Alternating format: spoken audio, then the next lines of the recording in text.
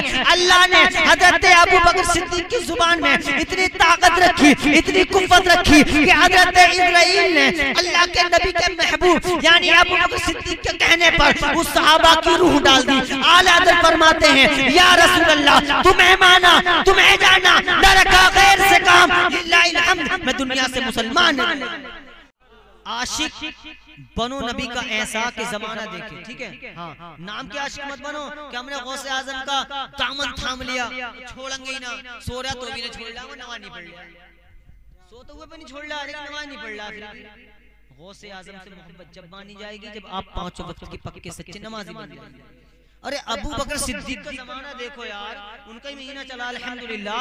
हजरत अबू बकर सिद्दीक के जमाने में एक जंग में तमाम सहाबा गए और जाने के बाद में अल्लाह समद, लेकिन एक छोटी सी बच्ची थी, उस बच्ची का वाक़या बड़ा दर्द भरा वाक़या है। कौन? अबू बकर सिद्दीक, मेरे नबी जिसके बगैर सफर न करें। गारे यार अबू बकर सिद्दीक, अरे अबू बकर सिद्दीक को जहन्नमी कहने वालों कान खोल कर सुनो। अगर हजरत अबू बकर सिद्दीक अगर गार में जाएं तो नबी को वहीं पर रोक दे, इसलिए कि या रसूल अल्लाह ऐसा ना हो कि गार में कोई कीड़ा आपके काट ले। आपने जितने मुकले देखे सब में कपड़ा रख दिया, एक मुकला बचा, कपड़ा खत्म हो चुका था। हजरत अबू बकर सिद्दीक ने अपनी एड़ी लगा दी और एड़ी लगाने के बाद में मेरे नबी से कहा, या रसूल अल्लाह अंदर तशरीफ लाइए। कौन गारे यार? अबू बकर सिद्दीक, जिनकी सदाकत तमाम दुनिया जानती है। सबसे बड़ा अगर कोई दुनिया के अंदर आशिक है तो अबू बकर सिद्दीक से बड़ा आशिक कोई नहीं है, ना आया है, ना आएगा, ना कयामत तक आ सकता है।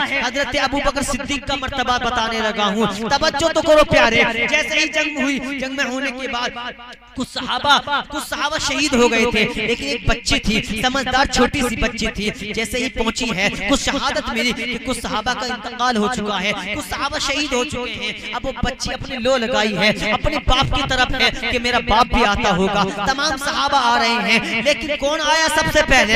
अदालत का शहंशाह, अदालत का शहंशाह, अदालत का सरदार फारूक आजम आ रहे हैं। कहा, चाचा मेरे बाप कहाँ हैं? कहा, बेटी पीछे वाले से पूछ ले। मालूम था फारूक आजम को कि इसके बाप भी शहीद हो गए, लेकिन बच्ची से इसलिए ना कहा, इस बच्ची का दिल टूट जाएगा, इस बच्ची का दिल टूट जाएगा। कहा, जो पीछे आ रहे हैं उनसे पूछ लेना, लेकिन कुर्बान जाओ, पीछे कोई और नहीं बल्कि उस्मान गनी, नर्म दिन का मालिक। कौन उस्मान गनी? जो नबी के नाम पर तमाम खर्च कर दे, नबी के नाम पर, नबी के कहने पर पूरे शहर को खरीद ले। उस्मान गनी से पूछा, चाचा मेरे बाप कहाँ हैं? कहा, बेटी मुझे नहीं मालूम, पीछे अबू बकर सिद्दीक आ रहे हैं,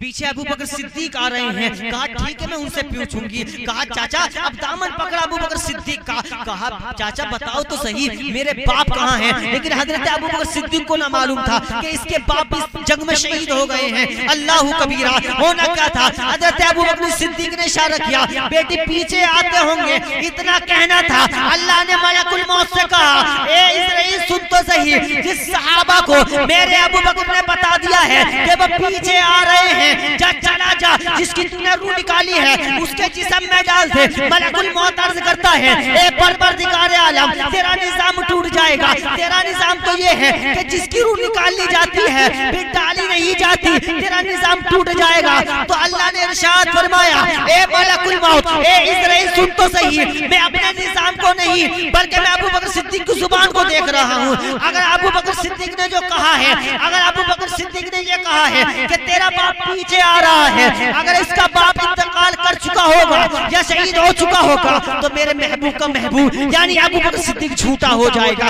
जा तो सही। हजरत इस्राइल ने अल्लाह के हुक्म के मुताबिक उस सहाबा के अंदर रूह को डाल दिया और पता ये चला अगर सबसे बड़ा कोई आशिक है नबी का तो अबू बकर सिद्दीक से बड़ा कोई आशिक नहीं है। अल्लाह ने हजरत अबू बकर सिद्दीक की जुबान में इतनी ताकत रखी, इतनी कुव्वत रखी कि हजरत इस्राइल ने अल्लाह के नबी के महबूब यानी अबू बकर सिद्दीक के कहने पर उस सहाबा की रूह डाल दी। आला हज़रत फरमाते हैं, या रसूल अल्लाह तुम्हें माना, तुम्हें जाना, न रखा गैर से काम, लिल्लाहिल हम्द, मैं दुनिया से मुसलमान